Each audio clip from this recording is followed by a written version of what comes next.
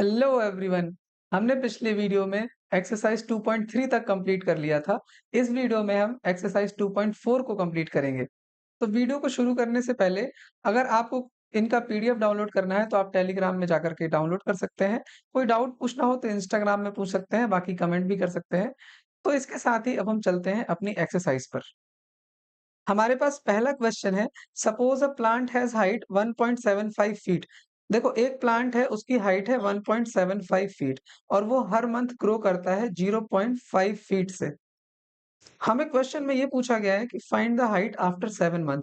तो 7 मंथ बाद प्लांट की हाइट कितनी होगी। तो हम इसको कैसे निकालेंगे, देखो 1.75 तो इसकी फिक्स्ड है और फिर 7 मंथ में ये कितना ग्रो कर जाएगा। हर मंथ ग्रो करता है 0.5, तो 7 मंथ में ग्रो करेगा तो 0.5 इंटू 7। तो 7 मंथ बाद इसकी जो हाइट हो जाएगी वो हो जाएगी 1.75 प्लस और फिर 0.5 में 7 का मल्टीप्लिकेशन करेंगे तो आ जाएगा 3.5। अब हमें 1.75 में 3.5 को ऐड कर देना है तो हमारे पास मिलेगा 5.25। तो मतलब ये 7 मंथ बाद जो प्लांट की हाइट होगी वो होगी 5.25 फीट। और यहाँ पर ये पहला क्वेश्चन हमारा सॉल्व हो गया। देखो इसको हमें अच्छे से लिखना भी पड़ेगा ना कि लिखना कैसे है अच्छे से। तो सबसे पहले देखो हम इस तरीके से लिखेंगे, इनिशियल हाइट बता देंगे कितनी है, ग्रोथ पर मंथ बता देंगे 0.5 है। फिर उसके बाद हाइट आफ्टर 7 मंथ कितनी हो जाएगी, h इक्वल 1.75 प्लस 7 इंटू 0.5। और फिर इस तरीके से हमने ये सॉल्व किया ही है, यहाँ पर हमने आपको सॉल्व करके दिखाया है। तो यहाँ पर पहला क्वेश्चन कंप्लीट हो गया। अब हम चलते हैं दूसरे क्वेश्चन की तरफ। दूसरे क्वेश्चन में दिया गया है, make a table of values for t varying from 0 to 10 months and show how the height h increases every month. मतलब दूसरे क्वेश्चन में हमें क्या करना है, दूसरे क्वेश्चन में हमें ये बताना है कि टेबल बनानी है हमें। सबसे पहले हमें यहाँ पर टी लिखना है टाइम के लिए और h लिखना है हाइट के लिए। तो देखो जैसे 0 मंथ है, यहाँ पर 0 मंथ लिखना है, फिर 1 मंथ, फिर 2 मंथ, फिर 3 मंथ, ऐसे कर करके हमें 10 मंथ तक का डेटा यहाँ पर लिखना है। 4, 5, 6, यहाँ लिखा 7, 8, 9 और ये 10। देखो इसको फॉर्मली हम आपको लिख के दिखा देंगे, अभी यहाँ पर बस समझना है आपको। तो यहाँ पर हमने मंथ लिखा ऊपर और नीचे हमें लिखना है हाइट कितनी होगी। तो पहले मंथ उसकी हाइट कितनी होगी, जितनी ऑब्वियसली जिसकी है, मतलब 0 मंथ में तो 1.75 ही है ना। अगले मंथ 1 मंथ बाद उसकी हाइट कितनी हो जाएगी, 1.75 था, इसमें हमने ऐड किया था 0.5 क्योंकि हर मंथ 0.5 इंक्रीज़ होती है। तो 1 मंथ बाद इसकी हो जाएगी 2.25, तो हम यहाँ पर लिख लेंगे 2.25। इस तरीके से हमें पूरी टेबल को बनाना है। तो हम पहले टेबल को अच्छे से बना लेते हैं, फिर उसमें हम फिल कर देंगे डाटा को। ये रही हमारी टेबल। तो पहले मंथ में जो इसकी हाइट है वो है 1.75, ये तो उतनी ही रहेगी 0 मंथ में। और 1 मंथ में हमने अभी भी निकाला है 2.25 आया है। फिर उसके बाद 2 मंथ बाद कितनी हो जाएगी, 2.25 में हमें ऐड कर देना है 0.5 को बस और आंसर आ जाएगा 5, 7, 2.75। इसी तरीके से 3 मंथ का निकाल लो, 2.75 में 0.5 को ऐड कर लो, तो आ जाएगा 5, 3.25। इसी तरीके से हम इनको ऐड कर करके इसके आंसर निकाल सकते हैं। अब जैसे अगले मंथ में हमें निकालना है तो आ जाएगा 5, 7, 3.75, यहाँ हम लिख लेते हैं 3.75। फिर अगला क्या हो जाएगा, इसमें ऐड करेंगे तो 4.25 आ जाएगा। देखो हम डायरेक्ट यहाँ पर कर देते हैं 4.25, फिर उसके बाद आ जाएगा 4.75, फिर उसके बाद आ जाएगा 5.25। देखो आप इसमें एक पैटर्न टाइप का दिख रहा है ना, यहाँ 25 है, फिर उसके बाद 75 है, तो अब यहाँ पर हम लिख देते हैं 5.75। अब कितना आ गया होगा, अब 75 के बाद 25 आता है ना, मतलब 6.25 आ गया होगा, फिर आ जाएगा 6.75। इस तरीके से ये हमारी टेबल कंप्लीट हो जाएगी। तो यहाँ पर हमारी टेबल कंप्लीट हो जाती है, ये क्वेश्चन 2 भी हमारा यहाँ पर कंप्लीट हो जाता है। अब हमें क्वेश्चन 3 को करना है। क्वेश्चन 3 है हमारा, find an expression that relates h and t and explain why it represents linear growth. हमें एक एक्सप्रेशन बताना है जिसको h और t में रिलेशन में आ जाए। तो इसमें क्या करना है हमको, h जो है हमारा वो हाइट है, तो हाइट हमने कैसे निकाला था, देखो फिक्स्ड हाइट है इसकी 1.75 और इसमें हर मंथ जो इंक्रीज़ हो रही है, उसमें हमें हर मंथ, देखो हर मंथ इंक्रीज़ कितनी हो रही है ये, एवरी मंथ इंक्रीज़ हो रही है 0.5 से। तो अगर हमें 2 मंथ का निकालना था तो यहाँ 2 कर देते थे, 3 मंथ का निकालना था तो यहाँ 3 कर देते। अब हमें टी मंथ का निकालना है मान लो, तो यहाँ पर हम टी कर देंगे। तो फिर इसका जो लीनियर एक्सप्रेशन आ जाएगा वो आ जाएगा 1.75 प्लस 0.5 टी, ये इसका लीनियर एक्सप्रेशन आ जाएगा। तो इसको पहले हम अच्छे से लिख लेते हैं। यहाँ पर हमने लिख लिया, let height after T month, T month बाद हाइट हमने मानी कि h है, तो फिर h हमारा हो जाएगा वही 1.75 प्लस 0.5 इंटू टी, तो फिर ये हमारा लीनियर एक्सप्रेशन आ जाएगा। यहाँ पर हमारा ये लीनियर एक्सप्रेशन हो गया। लेकिन अब हमें यहाँ पर ये भी बताना है, रीज़न देना है कि why it is linear growth. तो आप देख रहे हैं कि इसमें जो हाइट है वो लगातार बढ़ रही है ना हर मंथ 0.5 से इंक्रीज़ ही हो रही है। देखो हर मंथ 0.5 से इंक्रीज़ हो रही है ना, कांस्टेंट वैल्यू से इंक्रीज़ हो रही है हर मंथ। इसका मतलब ये हो गया कि ये लीनियर ग्रोथ रिप्रेजेंट कर रहा है। तो ये लीनियर ग्रोथ कब कहलाएगी? जब every month constant value increase हो हाइट में। देखो अगर ऐसा होता कि पहले मंथ 0.5 इंक्रीज होती, दूसरे मंथ 0.7 इंक्रीज होती, तो हम उसको लीनियर ग्रोथ नहीं कहते। लेकिन हर मंथ 0.5 इंक्रीज हो रही है, तो फिर ये लीनियर ग्रोथ कहलाएगी। तो इसको अब हम लिख और लेते हैं और यहाँ पे क्वेश्चन कंप्लीट हो जाएगा। तो यहाँ पर हमने इसका रीजन भी लिख दिया है। This expression represents linear growth as the value of t increases by 1 month. T एक मंथ इंक्रीज होता है अगर, तो एच जो है वो फिक्स्ड अमाउंट से इंक्रीज होता है, जो कि है 0.5 फीट। नेक्स्ट क्वेश्चन है हमारे पास। A mobile phone is bought for 10,000 rupees. एक मोबाइल फोन है, उसको हमने 10,000 रुपए में खरीदा है। अब वो क्या हो रहा है, इसकी वैल्यू जो है हर साल 800 रुपए कम हो जाती है। हर साल इसकी वैल्यू कम तो होगी ही ना, मोबाइल डिप्रिशिएटिंग एसेट है। तो अगर आपने आज मोबाइल खरीदा तो अगले साल उसकी वैल्यू कितनी हो जाएगी, उसको 800 से माइनस कर देंगे, तो आ जाएगा हमारे पास 92 100 रुपीज हो जाएगी। तो वो कह रहा है कि find the value of the phone after 3 years. तो 3 साल बाद इसकी फोन की वैल्यू कितनी हो जाएगी? तो देखो पहले तो 10,000 हमने लिखा, इसमें हमें माइनस करना पड़ेगा। हर साल डिक्रीज़ हो रहा है 800 रुपीज़ से, तो 3 साल में डिक्रीज़ होगा, इंटू 3 कर देंगे। तो हमारे पास ये जो वैल्यू आ जाएगी वो आ जाएगी 800 इंटू 3 2400। तो अब हम 10,000 में से जब 2,400 माइनस करेंगे तो आ जाएगा 7,600 रुपीज़। तो 3 साल बाद जो फ़ोन की वैल्यू बचेगी, वो बचेगी 7,600 रुपीज़। देखो, सबसे पहले हमने लिखा initial value of the phone है 10,000 रुपीज़, हर साल डिक्रीज़ हो रही है 800, तो value of phone after 3 years will be, सबसे पहले इनिशियल वैल्यू में माइनस करना पड़ेगा 3 into value decrease per year, तो 10,000 माइनस 3 इंटू 800, तो फिर ये हमने आपको ये तो करके दिखाई है, तो 7,600 रुपीज़ 3 साल बाद उसकी वैल्यू बचेगी। इसके बाद जो नेक्स्ट क्वेश्चन है उसमें दिया गया है कि make a table of values t varying from 0 to 8 years and show how the value of phone v depreciate with time। मतलब हम v को रिप्रेजेंट करना है ईयर से और v जो है वो वैल्यू को रिप्रेजेंट करेगा। तो 0 साल में उसकी वैल्यू कितनी रहेगी? वो तो 10,000 ही रहेगी ना, देखो वो डिक्रीज ही नहीं हुई। तो पहले साल कितनी हो जाएगी उसकी? 10,000 में से हमको 800 माइनस करना पड़ेगा, तो हमारे पास बचेगा 9,200। तो पहले साल बाद हमारे पास कितनी हो गई? अब अगले साल कितनी हो जाएगी? 9,200 में हमें 800 माइनस करना पड़ेगा, तो 0 0 8,400 हो जाएगी 2 साल बाद। फिर उसके बाद कितनी हो जाएगी? 8,400 में हम माइनस करेंगे 800 को, तो बचेगा 0 0 7,600। ठीक है? अब इसके बाद 4 साल बाद कितनी हो जाएगी? 4 इयर्स लेटर 6,800 रुपीज़। फिर 5 साल बाद हो जाएगी, 800 माइनस कर देंगे तो 6,000 बचेगा।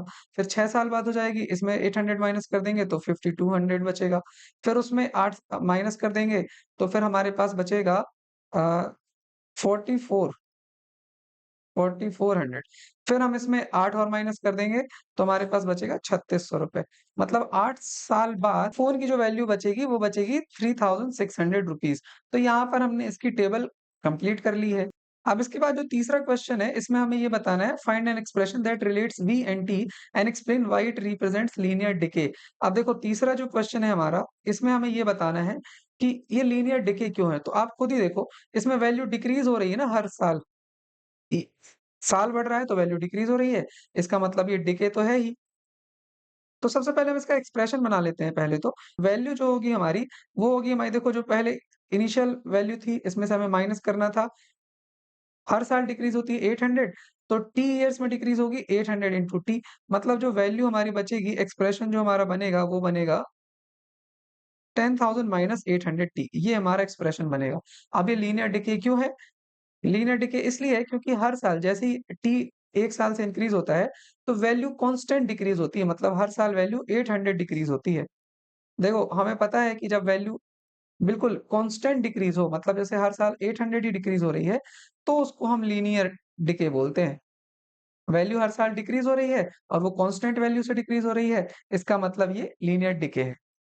देखो अब इसको हम अच्छे से लिख लेते हैं। Let value after t years equal v, तो फिर वी की वैल्यू हो जाएगी 10,000 माइनस 800 इंटू टी, तो एक्सप्रेशन बन जाएगा 10,000 माइनस 800 इंटू टी। अब हम ये देख लेते हैं कि ये लीनियर डिके क्यों दिखाता है। तो देखो, expression represents linear decay as the value of t increases by 1 year. देखो जैसे ही वैल्यू 1 साल से बढ़ रही है, तो जो टी की वैल्यू 1 साल से बढ़ रही है, तो जो मोबाइल की वैल्यू है वो 800 से घट रही है। तो आप ये देखो कि जैसे ही हमारा ईयर बढ़ रहा है, मतलब ये टी 1 साल से इंक्रीज़ हो रहा है, तो जो वैल्यू है वो 800 से डिक्रीज़ हो रही है। मतलब डिके हो रहा है ना, यहाँ पर डिक्रीज़ हो रही है वैल्यू। और ये लीनियर क्यों है? क्योंकि इसकी जो वैल्यू डिक्रीज़ हो रही है वो फिक्स्ड अमाउंट से डिक्रीज़ हो रही है, जो कि है 800। ठीक है? तो लीनियर है क्योंकि ये 800 कांस्टेंट वैल्यू से डिक्रीज़ हो रही है, और डिके क्यों है? क्योंकि वैल्यू डिक्रीज़ हो रही है समय के बढ़ने के साथ। टाइम बढ़ रहा है, वैल्यू डिक्रीज़ हो रही है, मतलब डिके। और लीनियर क्यों है? क्योंकि वैल्यू फिक्स्ड अमाउंट से डिक्रीज़ हो रही है। Hence this is linear decay.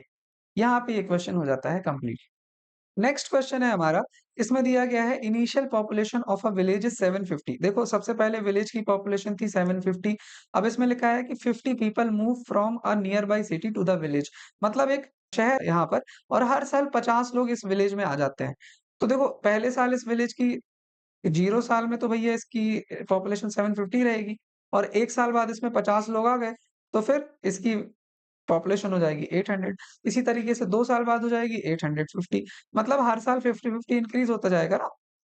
तो देखो अभी इसमें पहला जो क्वेश्चन दिया गया है, find the population of the village after 6 years. 6 साल बाद इसकी पॉपुलेशन कितनी होगी? तो सबसे पहले विलेज की जो अभी पॉपुलेशन है वो है 750। तो अब इसमें इंक्रीज़ करना पड़ेगा ना, 6 साल देखो हर साल इंक्रीज़ होती है 50, तो 6 साल में इंक्रीज़ होगी, 6 का मल्टीप्लिकेशन करना पड़ेगा। तो ये हमारे पास आ जाएगी 750 प्लस 300।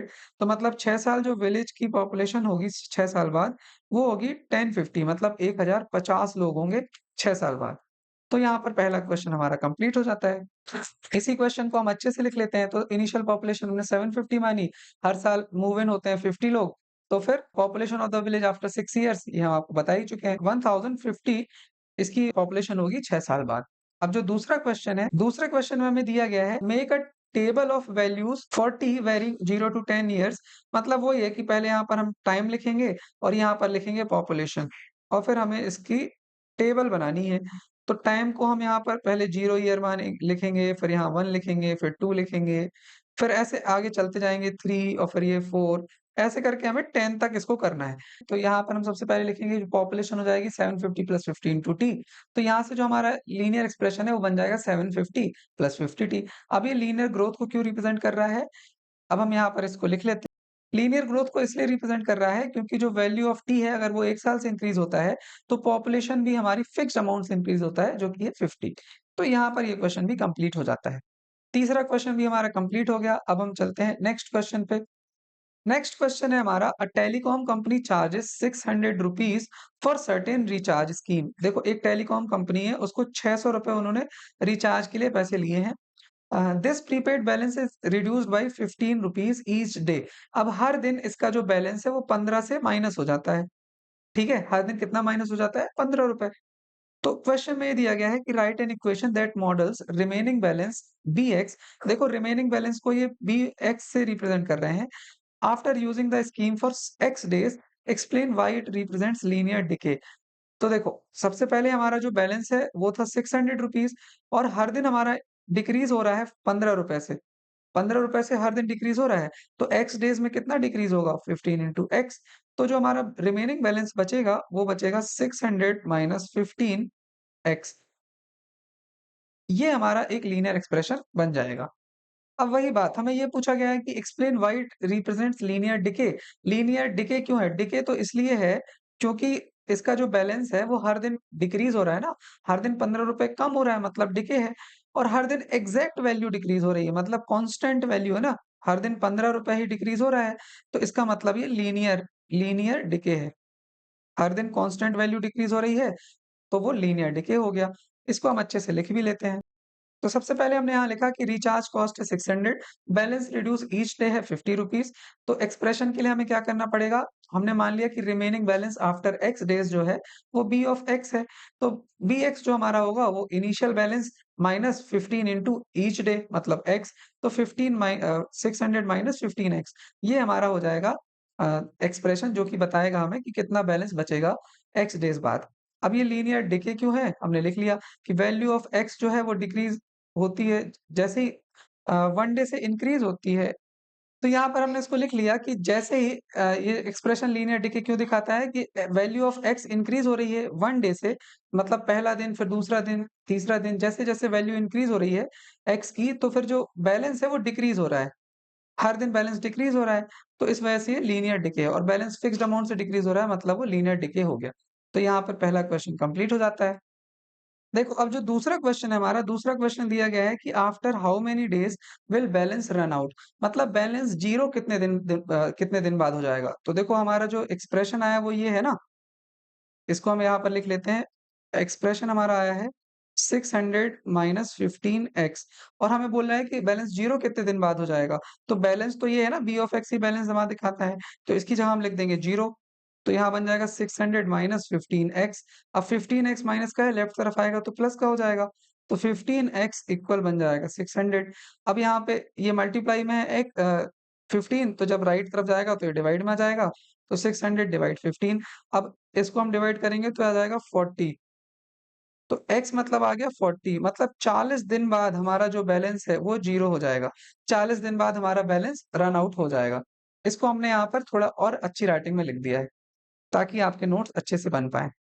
तो यहाँ पर हमारा दूसरा क्वेश्चन भी हो गया है। अब हमें करना है make a table for x varying from 1 to 10 and show how the balance bx reduces with time. तो इसमें हमें टेबल बनानी थी, तो हमने x यहाँ पर डेज़ में लिख लिया और यहाँ बैलेंस लिख लिया। तो सबसे पहले हमारा बैलेंस था 600, तो पहले दिन हमारा जो बैलेंस बचेगा, वो बचेगा 585। देखो हमने 15 माइनस कर दिया ना 600 में से। अब हम 585 में से 15 माइनस करेंगे, तो हमारे पास बचेगा 570। तो ये हमारा 2 दिन बाद बचेगा। फिर उसके बाद 3 दिन, मतलब 570 में हमें 15 माइनस करना पड़ेगा। तो 570 में 10 माइनस करेंगे तो 60 और फिर 555, और इसी तरीके से हम आगे इसको लिख लेते हैं। तो 4 दिन बाद जो बैलेंस बचेगा वो बचेगा 540। फिर बचेगा हमारे पास 525। देखो इस तरीके से हम 15-15 माइनस करते जा रहे हैं। तो अब ये बचेगा हमारे पास यहाँ पे 510। फिर हमारे पास बचेगा 495, फिर आ जाएगा हमारे पास 480। देखो ये बहुत ईज़ी है ना, हम 15-15 माइनस करते जा रहे हैं। तो ये 465 आ गया हमारे पास, और फिर इसके बाद बचेगा, और फिर बचेगा हमारे पास 450। तो यहाँ पे हमने इस क्वेश्चन को कर लिया है कंप्लीट। ये थर्ड वाला क्वेश्चन था, यहाँ पे हम थर्ड लिख लेते हैं। और इसी के साथ हमारी एक्सरसाइज कंप्लीट हो जाती है। आपको एक्सरसाइज 2.5 देखना है तो नेक्स्ट वीडियो में देख सकते हो। मिलते हैं नेक्स्ट वीडियो में। Have a nice day.